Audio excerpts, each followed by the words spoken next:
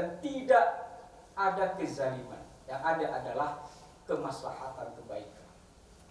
Para jamaah yang dimuliakan oleh Allah Subhanahu wa taala. Meskipun para nabi dan rasul itu diklaim oleh Allah sebagai orang-orang yang soleh,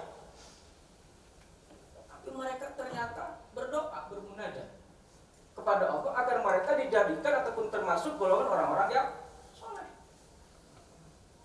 Misalkan Nabi Sulaiman, surat An-Naml ayat 19. Wa adkhilni bi rahmatika fi ibadikas salihin. Ya Allah, masukkanlah aku dengan rahmatmu ke dalam kelompok golongan orang-orang yang baik. Nabi Sulaiman itu adalah diberikan singgasana kekuasaan.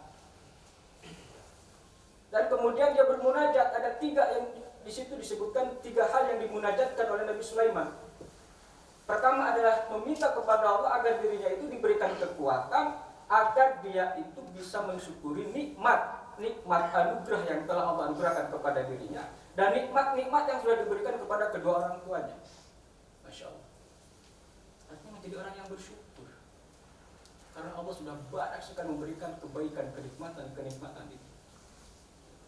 Kemudian juga Nabi Sulaiman bermunajat di ayat itu, wa an a'mala sholihan tardah.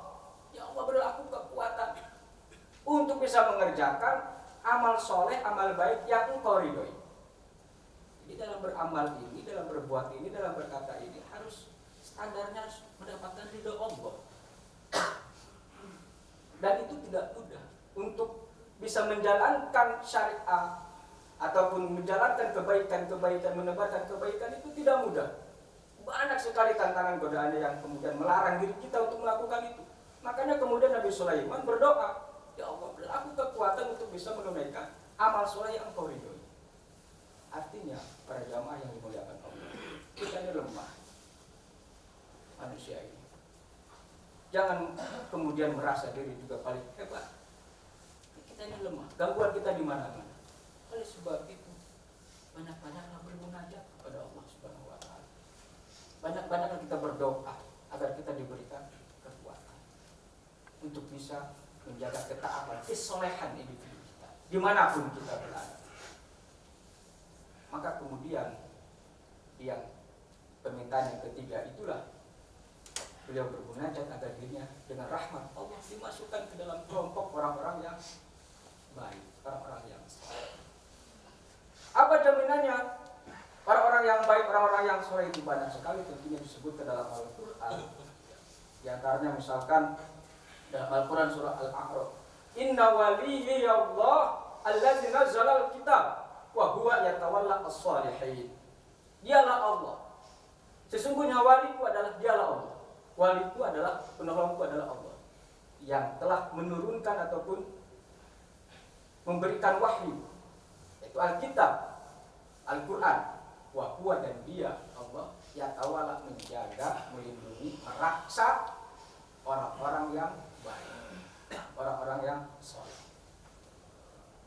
Kemudian juga dalam Al-Quran surat Al-Maidah, bahwa ternyata itu Allah akan bersama dengan orang-orang yang soleh. Maka ketika kita berjuang dalam menegakkan agama Allah, berjuang dalam membela kebenaran, jika kita ingin mendapatkan pertolongan daripada Allah Subhanahu wa taala dan kita yakin apa yang kita lakukan itu benar, Allah akan memberikan pertolongan karena Allah bersama kita, bersama orang-orang yang soleh. Apa kata Allah?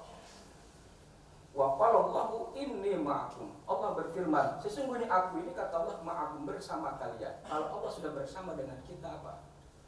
Pertolongan Allah, perlindungan Allah akan turun pada jamaah yang dimuliakan Allah. Akan turun. Kemenangan akan diberikan oleh Allah. Kesuksesan akan diberikan kepada kita jika kita sudah dekat bersama-sama dengan Allah. Dan bagaimana agar kita dekat dengan Allah? Sini disebutkan la'in aqamtumus shalah, jika kalian mendekatkan sholat. Sudah betul enggak sholat kita selama ini? Dijaga enggak sholat fardunya? Dijaga tidak qiyamul lailnya?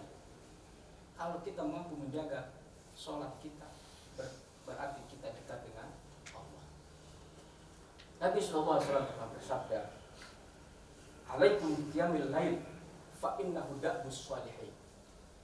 Hendaklah kalian menunaikan qiyamul lail, salat malam, tahajud. Kenapa? Karena salat tahajud itu, salat malam itu da'bus shalihin. Amalan yang biasa dikerjakan oleh orang-orang yang saleh, oleh orang-orang yang baik. Kemudian manfaatnya apa? Rasulullah menjelaskan dalam hadis selanjutnya, dalam teks selanjutnya, innahu qurbatun ilallah. Salat tahajud itu mampu mendekatkan diri kepada Allah. Artinya kalau kita rajin salat tahajud ataupun melakukan ibadah yang lainnya juga, Allah akan bersama kita. Kemudian yang kedua, salat tahajud itu kata Nabi manhatun 'anil ismi, mampu mencegah dirinya itu dari perbuatan dosa. Anil ismi, manhatun 'anil ismi. Dia berpikir, orang yang soleh, kalaupun ada dia kesempatan menunaikan ataupun melakukan kejahatan, dia berpikir terlebih dahulu. Ada rem di situ. Karena dia takut kepada Allah Subhanahu wa taala. Kemudian tidak jadi. Walaupun orang banyak enggak tahu atas dosa yang akan dilakukannya, tapi dia takut kepada Allah. Maka ibadah qiyamul lail itu ternyata berefek luar biasa dalam pembentukan karakter itu. Ketakwaan tadi. Makanya ibadah puasa itu para jamaah yang dimuliakan oleh Allah, itu kita diuji dengan ibadah saum. Orang bisa saja kan, banyak orang yang nggak tahu puasa atau tidak, yang hanya mengatai orang itu puasa, mampu menahan lapar ataupun makan dan minum serta salatnya antara diri dengan Allah. Bisa saja misalkan di kamar ataupun di ruangan yang rahasia dia makan sendirian, bisa saja. Tapi ketika dia di tempat sendirian pun mampu menahan laparnya, mampu berpuasa, itulah kemudian disebut keyakinan ataupun keimanan, menggantungkan yakin bahwa Allah Subhanahu wa taala melihat. Dia takut kepada Allah Subhanahu wa taala. Karena kemudian dia tetap berpuasa. Kemudian kata Nabi sallallahu alaihi wasallam, qiyamul lail itu juga takfiru lisai'at, mampu menghapus dosa-dosa. Takfir lisai'at. Karena pada malam itu malam mustajab, dikabulkannya doa. Dan ketika seorang hamba beristighfar, memohon ampun kepada Allah, maka niscaya Allah akan memberikan ampunan kepada hamba tersebut. Takfirun lisai'at. Kemudian yang keempat kata Nabi, qiyamul lail itu matradatun liddai anil jasad, mampu menghilangkan penyakit dari tubuh. Maknanya bahwa qiyamul lail, ibadah malam itu, baik di pertengahan ataupun di awal ataupun di akhir malam, itu berefek luar biasa terhadap kesehatan tubuh. Makanya para jamaah yang dimuliakan oleh Allah, segala penyakit itu pasti ada obatnya, termasuk virus ini. Kita jangan terlalu takut berlebihan. Waspada, protokol silakan, tapi jangan terlalu takut. Karena Allah melindungi kita pada hakikatnya. Makanya tadi qiyamul lail itu bisa matrodatun lidai anil jasad. Ini Rasulullah yang mengatakan ini, harus sakit. Harus sakit. Makanya Nabi SAW para jamaah jarang sakit, diceritakan dalam sejarah. Jarang sakit. Karena diantaranya Rasulullah dekat dengan Allah Subhanahu wa taala, diantaranya mengamalkan salat tahajud.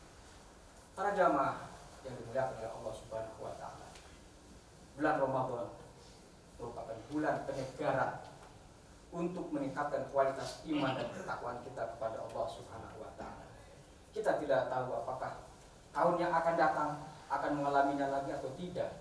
Maka ketika kita didekatkan dengan bulan Ramadan tahun ini, maka hendaklah kita memanfaatkan dengan sebaik-baiknya ibadah saumnya, qiyamul lailnya, zakatnya, tadarus Al-Qur'annya, tadaburnya, dan ibadah-ibadah yang lainnya, sehingga kemudian kita keluar dari madrasah Ramadan ini dengan predikat al-muttaqin, orang-orang yang bertakwa atau as-salihin, orang-orang yang saleh.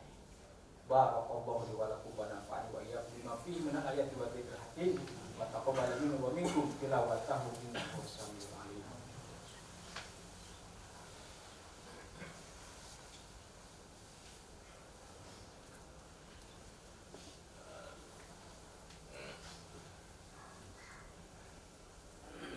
Alhamdulillahirabbil alamin wal aqibatu lil muttaqin wala udwana illa 'alal zalimin. Asyhadu an la ilaha illallah wa asyhadu anna Muhammadan abduhu wa rasuluh. Allahumma ighfiril muslimina wal muslimat wal mu'minina wal mu'minat al ahya'i minhum wal amwat ya qadiyal hajat.